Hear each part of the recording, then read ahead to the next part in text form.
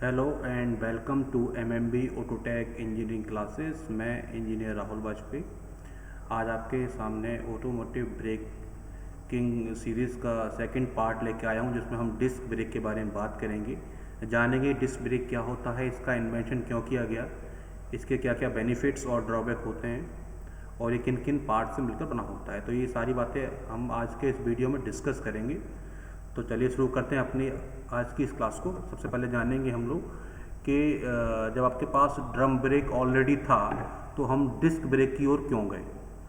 तो फ्रेंड्स, आपको एक बात जाननी होगी कि जो ड्रम ब्रेक था उसमें कॉमन प्रॉब्लम आ रही थी ब्रेक फेडिंग की। ठीक है, तो इस समस्या को दूर करने के लिए डिस्क ब्रेक का इन्वेंशन किया गया।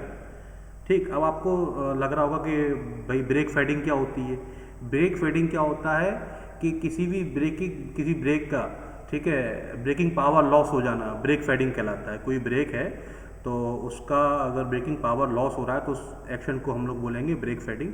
और ब्रेक फेडिंग होता है जब हाई टेम्परेचर जब हो जाता है, हाई टेम्परेचर पे काम करते करते करते करते ब्रेक फेडिंग हो जाती है। तो ये समस्या ड्रम ब्रेक में कॉमन थी, तो ये समस्या लगातार आ रही थी। तो इस समस्या को दृष्टिगत रखते हुए डिस्क ब्रेक का इन्वेंशन किया गया। ठीक, अब हम जानेंगे कि जो हमारी डिस्क ब्रेक होती है वो किन किन पार्ट्स से मिलकर बनी होती है।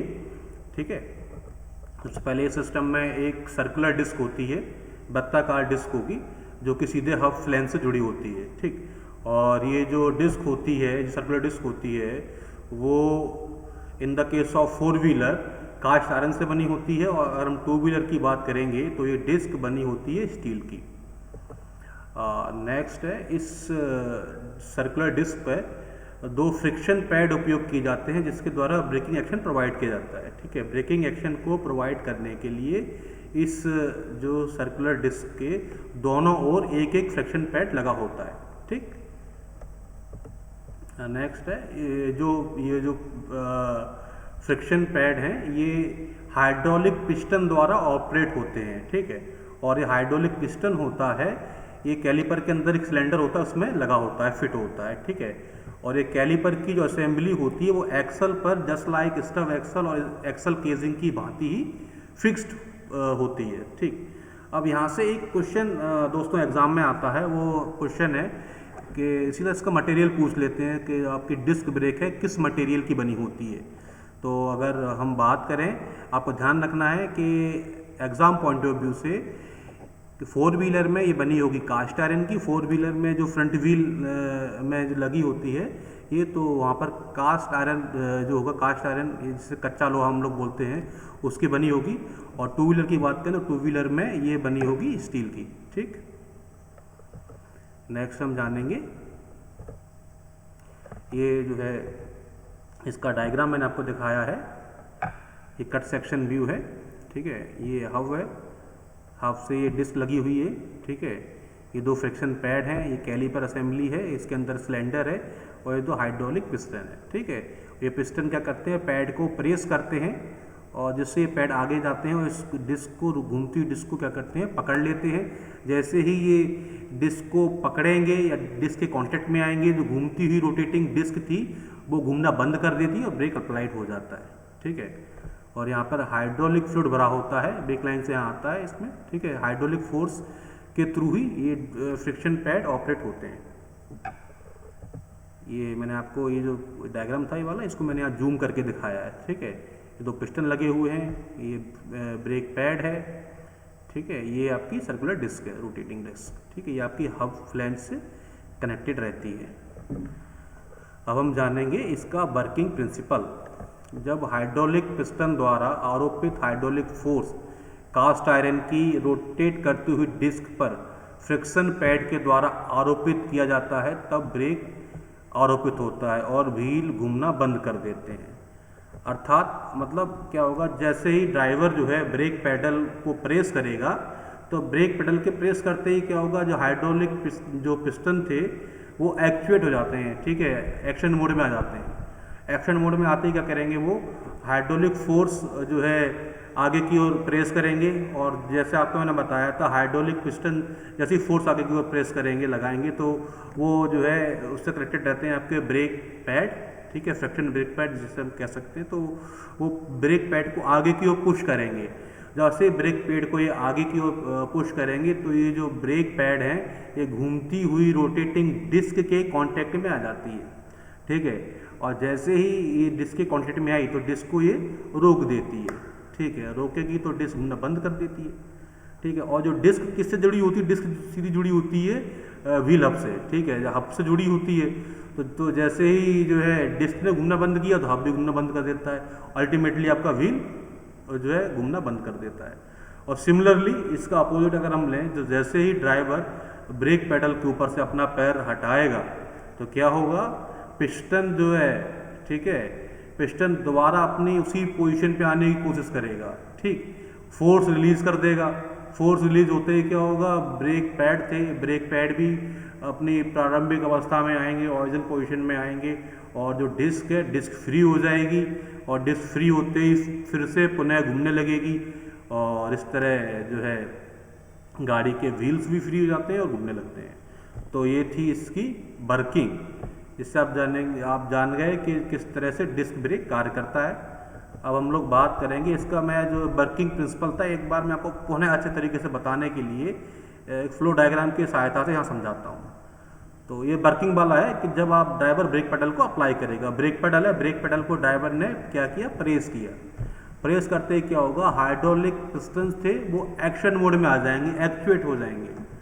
और हाइड्रोलिक पिस्टन जैसे एक्चुएट होंगे ये क्या करेंगे, जो ब्रेक पैड थे उनको जो है आगे की ओर मूव करेंगे, पुश करेंगे कि जो आगे की ओर जो जाए, ठीक है। जैसे ही आगे जाते हैं तो ये क्या करते हैं, ये जो घूमती हुई डिस्क के संपर्क में आते हैं। जो डिस्क थी ना, सर्कुलर डिस्क, जिसके बारे में मैंने आपको बताया था, तो ये घूमती हुई सर्कुलर डिस्क के संपर्क में आते हैं और वो जो है उसको घूमना उसका बंद कर देते हैं, ठीक है। तो जैसे और क्या करते हैं, संपर्क में आने से क्या होता है, जैसा आपको मैंने बताया था कि दोनों साइड्स में जो डिस्क है उसके एक एक फ्रिक्शन पैड लगा होता है, तो दोनों साइड से इक्वल और अपोजिट फोर्स अप्लाई होता है डिस्क के ऊपर। जो डिस्क घूम रही है उसके ऊपर उसकी दोनों साइड से बराबर जो है अमाउंट का फोर्स अप्लाई होता है, जिस वजह से डिस्क घूमना बंद कर देती है। अल्टीमेटली क्या होता है, ब्रेक अप्लाई हो जाता है, ठीक है। तो ये है जो है आपका प्रोसेस, किस तरह से जो है ब्रेक कार्य करता है, ठीक है। नेक्स्ट हम जानेंगे कि इसके एडवांटेजेस क्या है। अगर आप बात करें डिस्क ब्रेक है, डिस्क ब्रेक की क्या क्या एडवांटेजेस हैं, तो एक एक करके हम इसके एडवांटेजेस के ऊपर डिस्कशन क्या कर लेते हैं।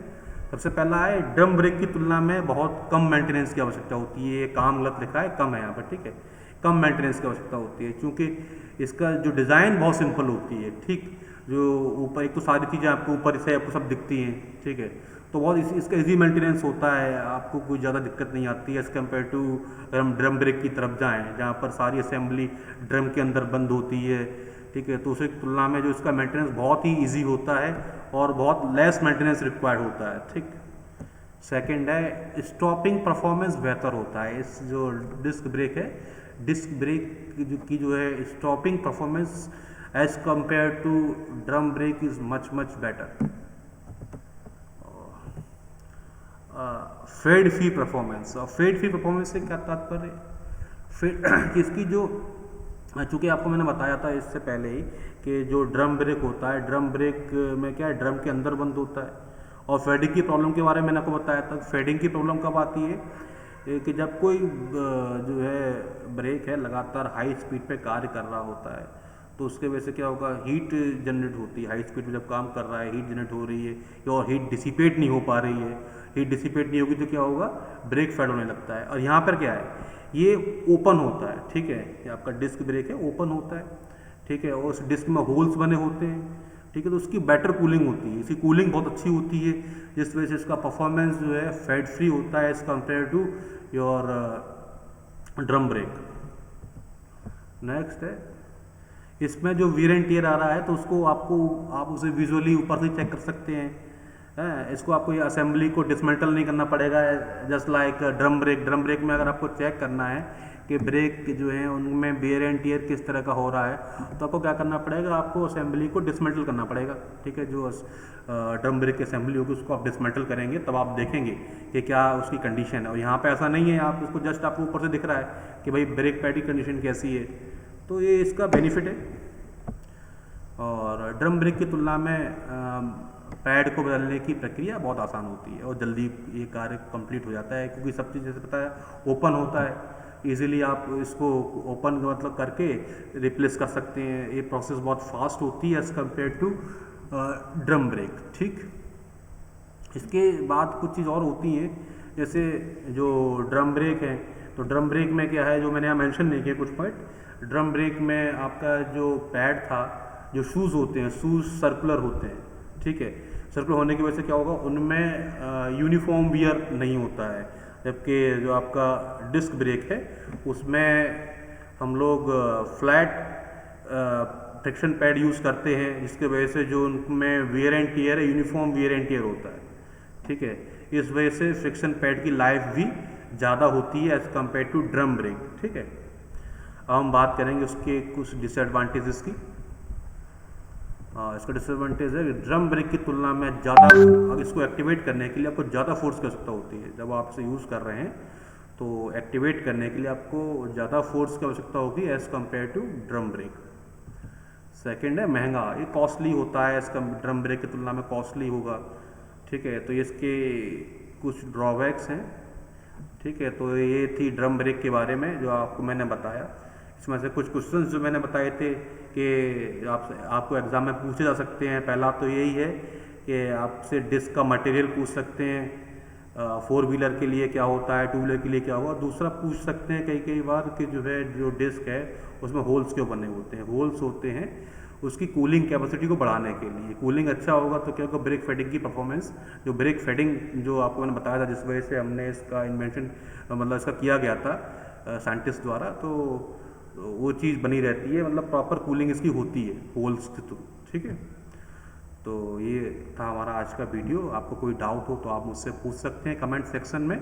और साथ ही जिन स्टूडेंट्स ने जो पहला पार्ट इसका नहीं देखा है तो उसका डिस्क्रिप्शन में दे दूंगा, उसकी लिंक डिस्क्रिप्शन में होगी, तो उस पर क्लिक करके आप इसका बेसिक जो मैंने बताया था, यहाँ पर मैंने आपको ड्रम ब्रेक के बारे में बताया था और ब्रेक की आवश्यकता क्यों होती है, कितने प्रकार के होते हैं, वो सब मैंने वहाँ पर विस्तार से बताया है। तो आप वहाँ जाकर वो वीडियो देख सकते हैं। Thank you very much.